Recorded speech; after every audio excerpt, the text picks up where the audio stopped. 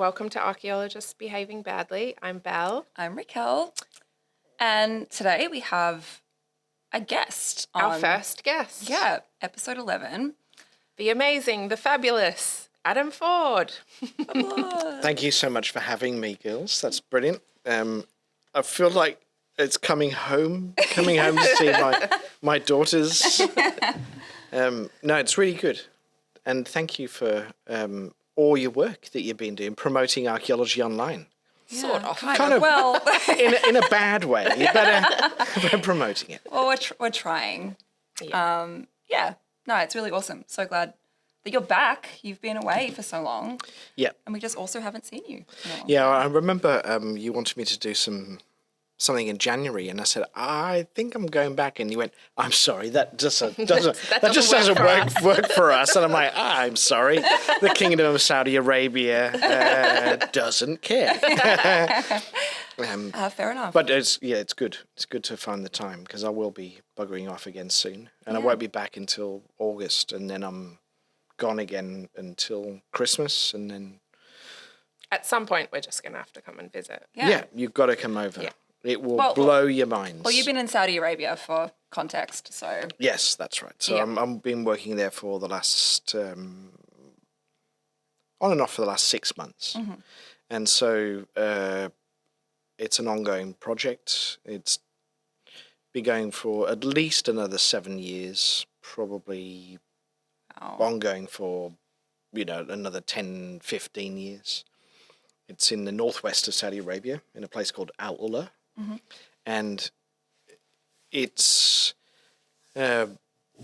remarkable because I'd worked in the Middle East, in the past. And so I always kept a weather eye out for what was going on in Jordan particularly, or Syria, or Israel, Palestine, and not so much Egypt. That's such a different field, but in that area.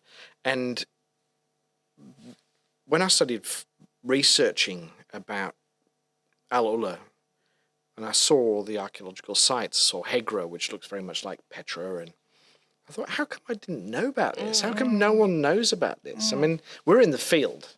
We are in. We know it's not. As we do episodes, you always know how much you don't know, but we really recognize how little we know is out there. But it's funny, you always get people always saying, oh, but you're an archaeologist, you should know. Yeah. Or people ask you about something in the news or something, and you're like, I have no idea of what you're talking about. No idea what the fuck you're talking about. Yeah. But then when it's sites that don't even make it to the news or textbooks or anything. I was talking to a guy the other day who's the director of excavations at a site called Dedan, which is in the valley, in Al Ula Valley. And it's up against this massive cliff. I mean, it's extraordinary setting. There's a French guy, there's a French team from CNRS, which is their national scientific, it's like CIRS, what is it? CSIRO. CSIRO. Yeah, a bit like that. And I said, Jerome, what's it like excavating this site? And he goes, well, he said, I'm excavating a site that's of a civilization that hasn't been recorded before. How often do you get to do that? And it's true, when I was growing up in the 70s and studying in the 80s, we all thought, oh God, wouldn't it have been great to be an archaeologist in the early part of the 20th century or the late 19th century, when you were discovering new societies and new type sites for the first time. Schliemann and all those guys, and Max Mallowan and Flinders Petrie, all those, the kings and queens of archaeology of that early part of the 20th century. And you think, oh, well, everything's been discovered now. Yeah. And it's just not true. Yeah, it hasn't. It's not true at all. And so the Dadanite kingdom and followed by the Leonite kingdoms had never really been recorded before. And they're being dug now. And we're getting this understanding about these two kingdoms that are completely new. And so when I'm getting their reports and I'm reading their reports, the bibliography has like 2 previous no articles one- because yeah. no one, they are writing it for the first time. Yeah. I mean, how exciting to be involved in that. Oh, my It's God. so everything that they're finding is a new page. It's writing a new page of the human, the human story. That's why we become archaeologists, Yeah. right? Exactly. You know? Exactly. Not to say that you have to find a new society every time, No, but you know what I mean, like. But yeah, it's a new insight, and I think my job is as the communications director, and I like to talk. You do like to talk. And I'd like to tell us. That's why we didn't really prepare a theme or anything for tonight, because we knew Adam would just be having a chat. We didn't need to, yeah. I like to tell a yarn. And I think, we talked about this before the technical issues. It was so good as well, the stuff we had before. It's all about, the significance is, I always describe it as being like Tinkerbell. Remember Tinkerbell? Yeah. You know how she dies or no, it doesn't exist if no one believes in her? I think of that. I think, cultural heritage means fuck all. It's just a bunch of stuff that was left in the past because no one thought it was important enough to keep or put in their pocket and move forward with. We've we have talked about mostly what we dig up is rubbish. That's literally what it is. I mean, the stuff that we're surrounding around now, the reason this has survived or that survived is because people put value to it. Yeah.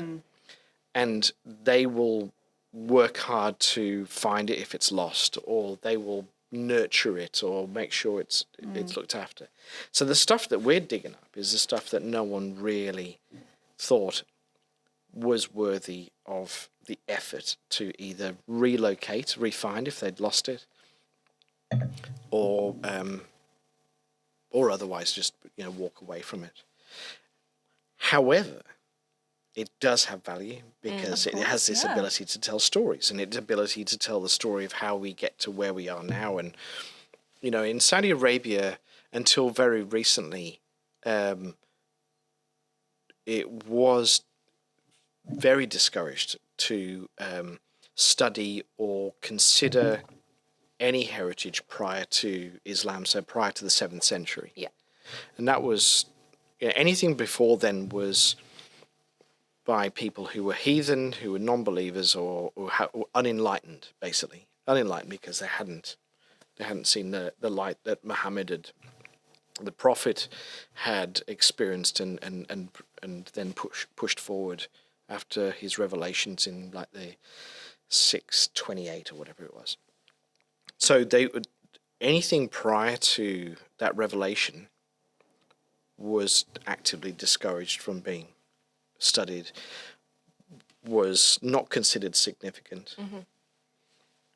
There's amazing changes in Saudi at the moment, and one of the amazing things that's happening in front of your very eyes is this understanding, is this release of that prohibition and saying, well, all our cultural heritage is significant. It is who we are. It's made up who we are. It led to the point of the revelation and stuff. That's right. It's so still a part of the story. Yeah. That's right. Yeah. So Mecca and Medina are two big oases, and that's why you got communities in that area of the Hejaz Mountains, which is the mountains that run along the western side of Saudi Arabia. And Al-Ula is another oasis, and there's another one at Khaybar, and there's another one at Tamar and Tabuk, and so forth. And Al-Ula is the main one you're working on. And Al-Ula is where I'm working. Yeah.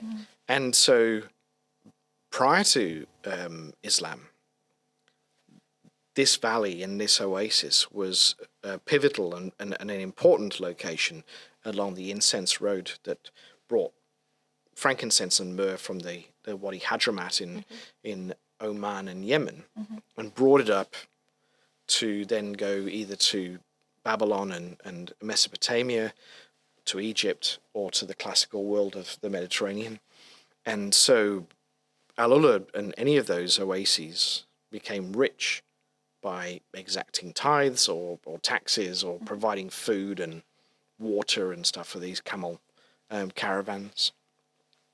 And so that continued through the pre-Islamic period from about the early Iron Age, possibly late Bronze Age, but definitely into the Iron Age period, which is corresponds with the classical Greek and Roman periods.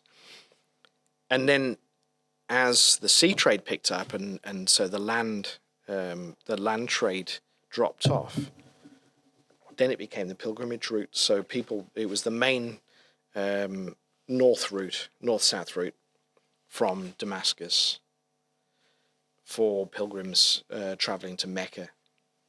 And you would have these enormous caravans in the 7th and 8th and 9th centuries. I mean, huge caravans of 20,000 camels, 60,000 people traveling in one hit. Wow.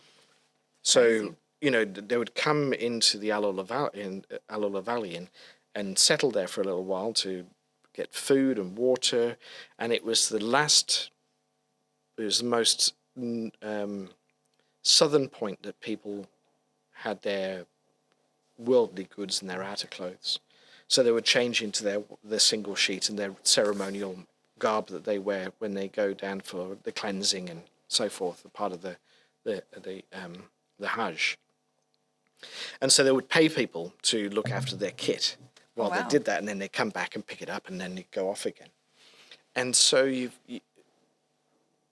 don't know, I've lost my train of thought, but essentially what I'm saying is that this is a classic example of this kind of fulcrum point and crossroads of civilizations and communities, not only just bringing materials like frankincense and myrrh and their religious fervor, but bringing ideas and language. And so we've got the earliest inscription and early development of Arabic is in the valley, the Nabatean language transformed into Arabic. Mm-hmm.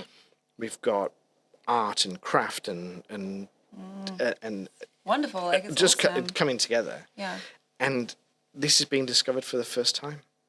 And it sends shivers, doesn't it? Yeah. I mean, it's bloody nuts. It's nuts. And I'm there and I'm thinking, and even then, all of that means nothing unless you tell someone about it. Yeah.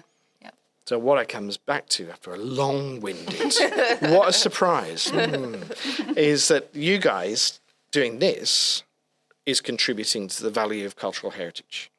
You are the pointy end of the communication triangle. We like to and that's why I'm happy to be here, because telling the stories about the past is important. Yeah. Yeah, 100%. Like, that's honestly why we do this. Yeah. Yeah. Bravo. Yeah. Cheers to you. Bravo, everybody. Cheers. Yeah. So Adam is an archaeologist and has been for a few years and is also a TV host and author. And we three met on a site in Melbourne digging in preparation for a railway tunnel to be put in about 5 years ago, and became friends. Yeah. And you've been a mentor to us, and we bonded over love of a drink. Which is very, which all, all comes full circle, doesn't it? Yeah. No, but I mean, it was a really important time. As I said to you, it was a time where I didn't really feel like I wanted to do any more. Yeah. I'd sick of it. I was sick of archaeology. I was sick of consultancy. I'd fallen out of love with my passion, which was really unusual because I've always known that this is what I wanted to do from the age of 7. Just wanted to be an archaeologist. But I got to a point where, my dad had died and my mum had died, previously. So it's an unusual thing when you've become an adult orphan. Mm. It's a weird thing. I mean, it's a motive term. But really, I mean, it is quite unusual. And it came at the same time as the fragile man becoming middle-aged and having some feelings about that. And it's I didn't really. I was rudderless. I didn't really know where I was going to go, and I just thought I was too young to retire, but I'm sick of doing what I was doing. This job came about thanks to John Sterenberg. Thanks, John. and the enthusiasm of you guys back into archaeology and enthusing. You were young early career archaeologist, digging stuff up, going, this is great. Am I doing the right thing? Is this what? And it kind of forced me out of my navel gazing and into realizing and falling back in love with archaeology again, Yeah. and realizing that it's sometimes it's the small things that are really cool. And I really enjoyed that time. You know, when I least expected it, to be Yeah. honest, because I thought it was just going to be, you know, run of the mill, post medieval, modern excavation. Not that there's anything wrong with that period of time. I mean, I think sometimes Post-medieval. That's a lot of... That's what you just said. yeah. But I don't think. Long time. Yeah. But I think that what I mean by that kind of more modern, that last 200-year archaeology. I think some people poo-poo it. I actually think it's really cool because it you have the ability to tell a story about that period of time, which is not as abstract as ancient stuff. Yeah. Yeah, really good point. And so people can connect to that. Because if they think, well, it's almost my great-grandparents went through the issues that you're uncovering. As opposed to it being so far away Yeah. in time that it could be another planet. Yeah. So I'm not dissing that at all. It's just that I've done so much of it. And but not as a teacher or as a mentor. And I never wanted to be a teacher. I never wanted to be a mentor because I thought, one, I'm a bit naughty, and I don't want anyone to follow. I don't know him. You're the inappropriate, it's like dad jokes, but the inappropriate versions of dad jokes on site. Yeah. Yeah. So, I didn't want to... The best. I knew that I was not a role model. But I actually really... There you were. But I really enjoyed it. And it I credit to you guys for reinvigorating my interest and my energies in it. And maybe I wouldn't be where I am stuck in the middle of nowhere in the northwest of Saudi Arabia if it wasn't for you guys. So Can we get some of your pay then? yeah, We'll Maybe take a little job. commission okay. check. Yeah. Yeah, you better be careful. But I definitely should get you guys out there. You need Yeah, to be out there. we actually will have to come. Yeah, at we have least to. At least a just for a visit. and an episode. That would be cool. You could do an episode there. Yeah. Oh my God, that's right. You could show us around. You could. This could be a thing. This could be you a could. thing. You could Oh, be. You could set up we on a just little haven't trestle table in Yeah. front of the Pantheon or outside the Parthenon.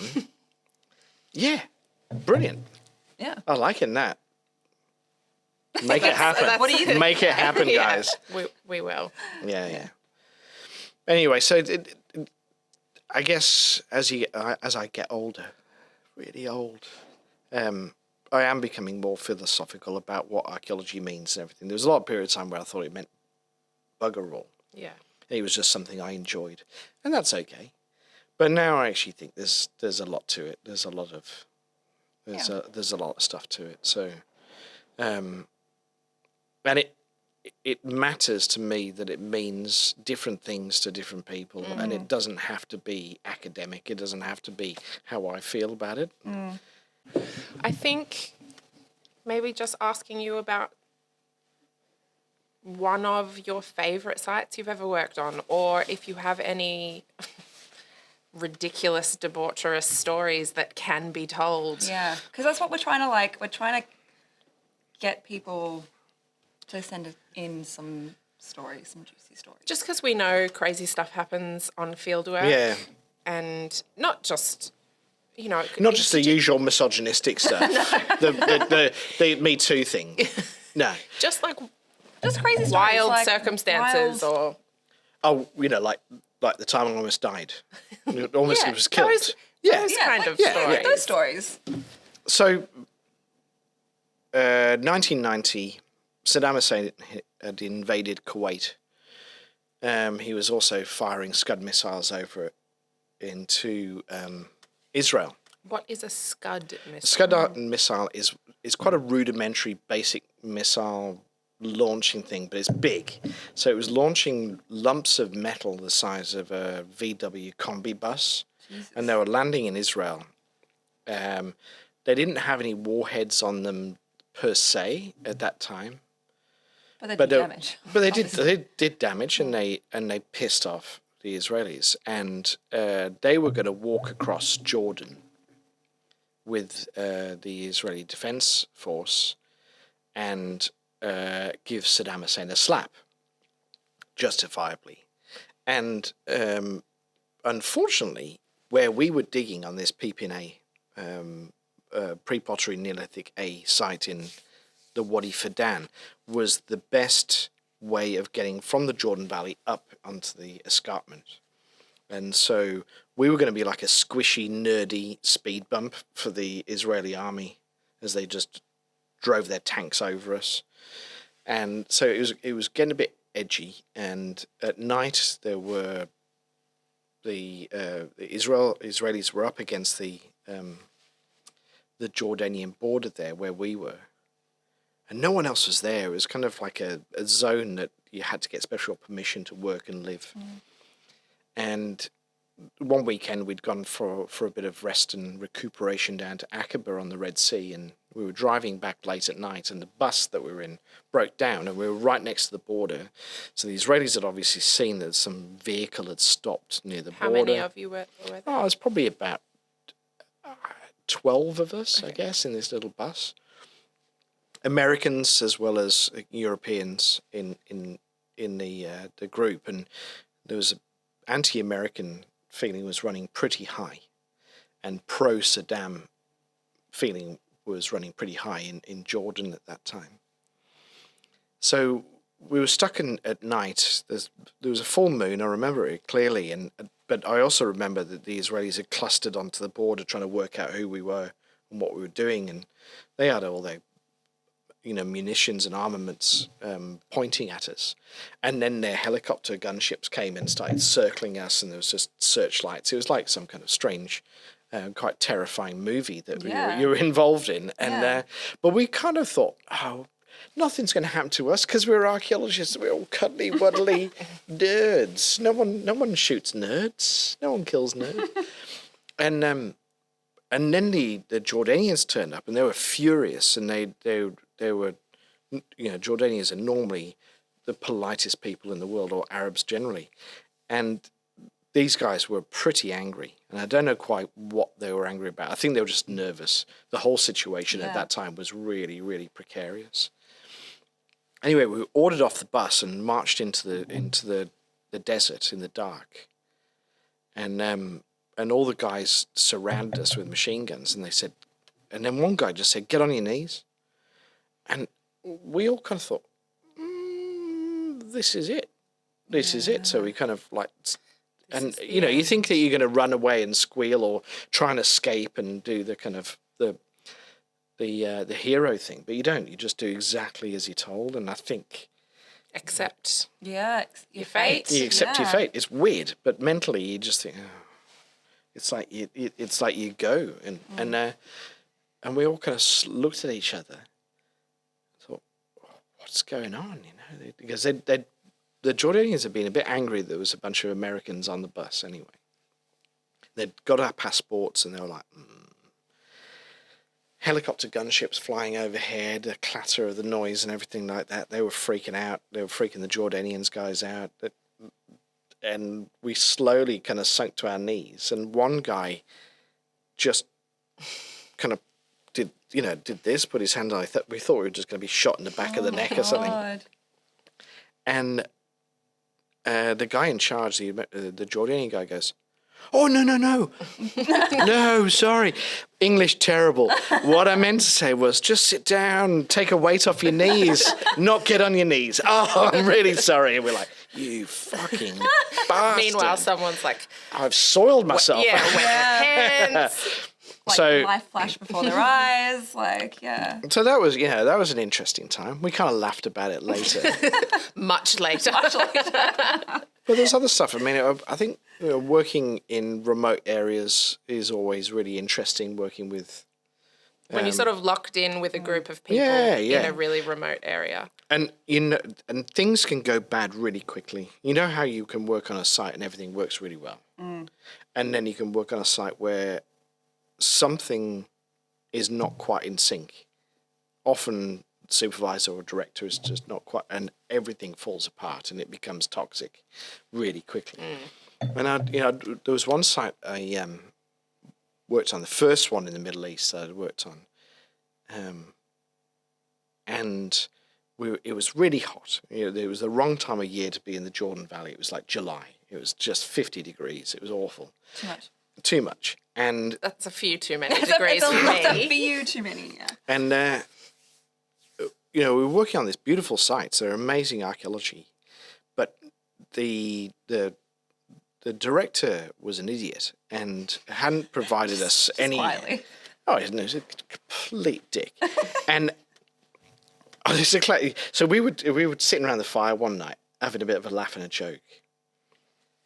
And he comes out in his underpants, like little tighty whities, and stands there with his, he's like this little fellow that pot belly and his little, his budgie, like little smuggler thing, and he goes, "Can you keep quiet? Show some respect. We're in the Middle East," and we all went, "Dude, you're almost in a G. You're almost in a G banger." But anyway, so the accommodation was shit. The food was crap. It was too hot. And there was one fella who was really nice to start off with, but the heat got to him. He was an English guy. He was really big, like 6'6", big fella. And, very quickly he just realized he couldn't work on site. We were starting before dawn and working until midday. It was really hot. He couldn't handle it. So we decided he was going to be fines officer or whatever. Yeah. We come back one day and a bunch of people are standing outside this hut, this concrete building, like this, just standing, and we go, "What's going on?" And they went, "He's lost his mind." And all you could hear inside was this like crunching and smashing of things, and then the window came out with a whole like table. Wow. And all the artifacts were being thrown out the windows and smashing everything up and stuff. And everyone was just like, it's like, "How long has he been doing this?" It was about 2 hours now. And eventually, it went quiet. And we kind of crept in, and he was in the corner of this room going, "The heat, the heat." Oh my God. And we had to call the cops, and they took him away. And that was a big deal because we were in the middle of nowhere. Yeah. So the cops took a day, I think, to get to us. And then they dragged him off. And So he just had a full... massive psychotic breakdown. Right. Poor Wow. bugger, poor fellow. Yeah. And I met up with him about 6 months later at a talk in London. And I said, "Oh, how are you? How are you going?" And he goes, "I'm good. I said, "Oh, that's good to hear." I said, "So what are you up to?" He goes, "Oh, I'm doing Scandinavian archaeology now."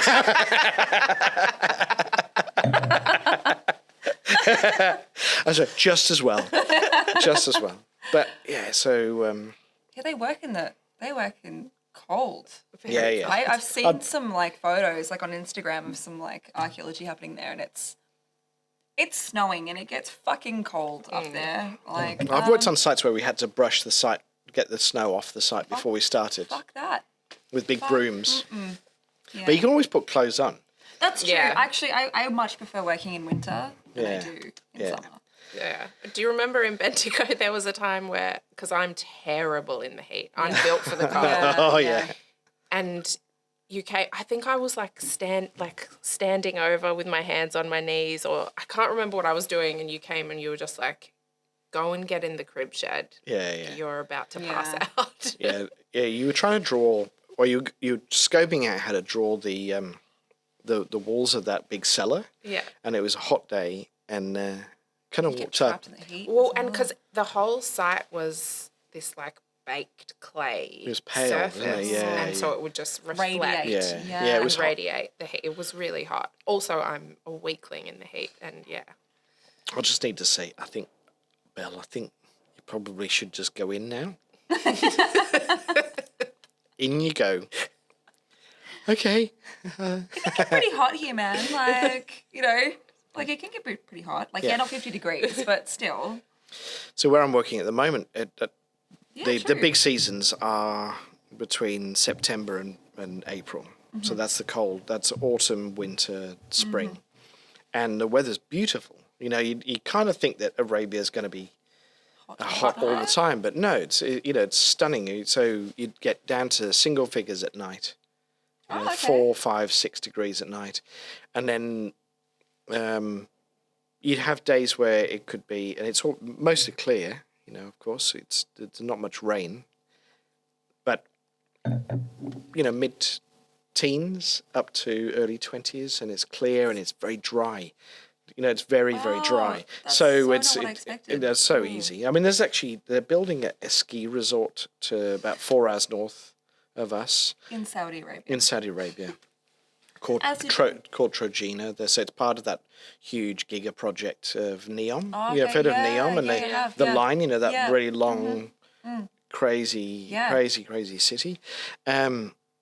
So that's 4 hours to the north of us. Okay. But it's still part of the mountain areas of where we Wow. are. So you'll get frosts. When it rains, it is quite terrifying because nothing soaks in, because there's nothing to soak in. So you get big flash floods. So it's rained about 4 times since I've been there. But the weather's actually beautiful. It's getting Wow. warm now, and it'll be when I'm back in June and July. It'll be warm. It'll be mid to high 30s into low 40s. But I was there last year sitting outside having dinner, and it was 39 degrees, and it kind of felt okay because it's really dry. Yeah, so it's a Yeah. different kind of heat. Yep. Yeah. Yeah, I don't- it's 'cause, okay. Yeah. In an episode that we didn't end up publishing because we got Too drunk. which sometimes happens. Yeah, we were talking about that. We did do an Egypt episode. We will We will do actually do an Egypt episode Yeah. and publish it. But we were kind of talking about that, about how once it got to like the late 30s in Egypt, I was there in October, I think, and it was just Yeah, it's too much. very humid. It was just Yeah. I could not handle it. So when I was there in December, Mm. there was no one there. So I've got photos of me and Inga at the Valley of the Kings, the Valley of the Queens, and we're the only ones there. Wow. And it's the most beautiful time to go. Yeah, yeah. And we could just wander around, Karnak or Luxor Temple, and maybe only 50, 100 people. the first time I went, when we went to Luxor, we stayed in the Hilton, it's like more of a resort there than just a hotel.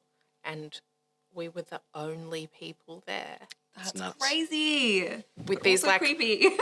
massive like infinity pools next to the right next to the Nile, directly opposite Hatshepsut's temples on the other side Yeah, of yeah. Beautiful. the Nile, and like having like they would just drag a table out for us to have dinner every night by the Nile with candles lit and stuff, and we were just the only people there. It was bizarre. Yeah. It's nuts, isn't it? I mean, the stayed at the Winter Palace and the bar.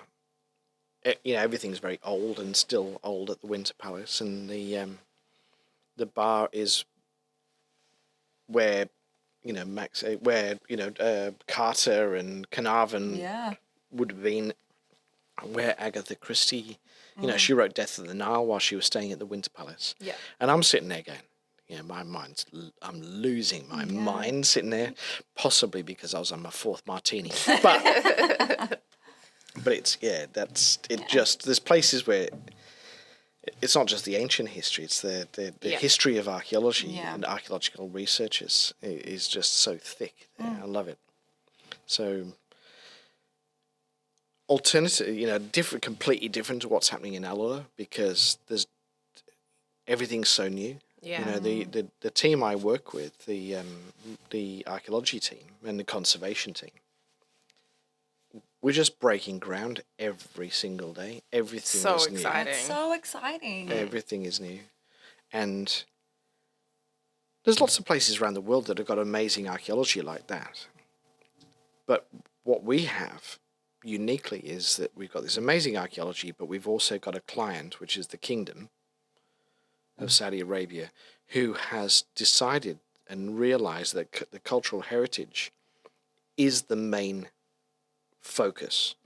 This is going to be the tourist area of Saudi. Now that Saudi, now it's opened up. We've got, you've got some old areas of Jeddah. You've got old areas elsewhere, but this is going to be the main focus of the tourism of Saudi Arabia for the next 10 to 20 years. Yeah. Is around Al-Ula. And so you've got a client who realizes that is incredibly important, and that's the reason why people are going to come here, as well as the natural heritage, but particularly the cultural heritage. And they've got a big purse. So, there's places obviously in Sudan or in sub-Saharan Africa, which is incredible archaeology. Same in the ex-Soviet Central Asian countries and those kind of, but they don't have the money. Yeah. It's dangerous. Yeah. And there's loads of reasons why there's an impediment to study and to really interrogate the past there. We've got these guys going, what can we give you in terms of resources to fully investigate, understand and curate and control and conserve our cultural heritage? I mean, how unique is that? And super exciting. I mean, there's challenges there because they want it done real quick. Yeah. But I'm working with 14 teams from around the world so we're running 14 projects at any one time. Okay. Wow. Archaeological research projects. Now we're moving into commercial projects because we've gone from the planning stage into the development stage. So there's development has impact, and therefore you need to do heritage impact assessments and assessments. So we're going to be running probably about 6 or 7 commercial teams as well. Wow. And so that data that's being gathered, those stories that are being gathered, I'm having to curate and pull together and put out there on whether it's social platforms or on websites or making films or whatever. So it's just exciting times. Is there anyone with any of the projects you're doing? Is there any academic involvement in any of it? Of course, yeah. So of those 14, those 14 teams are all coming from academic backgrounds. So whether they're universities or the German Archaeological Institute or the CNRS crew, they are all producing peer-reviewed articles. They are all presenting at conferences. I mean, we have to realize that Saudi is seen internationally as this country that has been opaque and closed, has had troubling history from looking at from a Western point of view, and it's all about oil. And that's really a very small and kind of, a single dimension. Dated kind of. Yeah. But things are different. We're going to wrap it up because we have a dinner reservation. We've got a dinner reservation. I'm starting to slur my words now that I've just drunk about 4 glasses of wine. And I haven't been drinking because I've been in a dry kingdom. But I've loved this because I think that anything that we can do to get the story out about the past in a glamorous way and an intelligent and heartfelt way is really cool. So you guys, well, you're my heroes, really. I've got to say. So thank you. No, thank you. Thank you for coming and doing this with us. Yeah, it's been super appreciated. But next time you're going to have to come to me in Al-Ula. I have a location in mind. A backdrop for us. A backdrop for you, so it'll be on. Done. Let's make it happen. Make it happen. Let's make it happen while you're still drunk. Right now. All right. Yeah. So thank you for watching and listening Yeah. Thank you, Adam. Thank you so much. And we will see you next time. Bye.